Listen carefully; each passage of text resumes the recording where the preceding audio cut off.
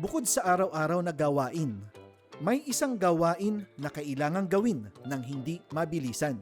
Siyempre, unang-una na dyan yung pagpapakain sa kanila. Yun ang hindi talaga dapat mawala araw-araw.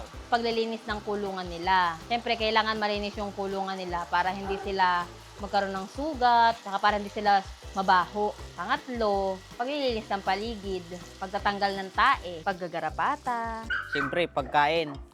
Hindi mawala yan. Tapos, pagti-temperature, pag-check ng garapata. Pagpapakain, pagpapainom ng gamot, tsaka tubig, paggagarapata. Ang nakatagana sa bato ay ang pagpapakain, pagsisevin ng mga kulungan, pag-check kung may garapata ang mga aso, ang pag-check ng temperatura, at ang pagpapakawala ng mga aso upang makapaglaro.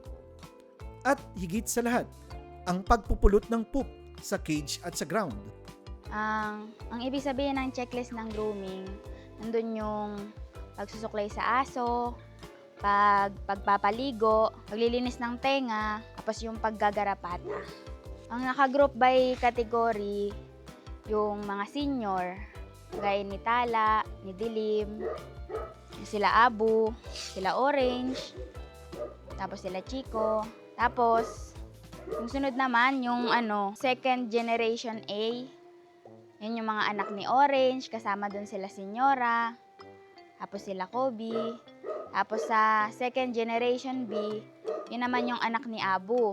Yung third generation A, si Bulldozer yon. Tapos sunod dun yung mga Alpas, yung mga Puli, yon. Kaya naman ng aking mga aso, kapag nakikita nyo sa mga videos namin, ay mas makikinis at mas mga gwapo at gwapa. Maganda yung may schedule. Kasi pag wala yung schedule, magulo. Yung iba, nakakaligtaan yung iba eh. Yung iba, pa ulit-ulit ng kuwan. Tapos yung iba, hindi na nag-groom. Kumbaga namamanage namin kung paano namin pagsusunod-sunodin. Kaya mas magandang may sinusundan kaming schedule. Ay, oo.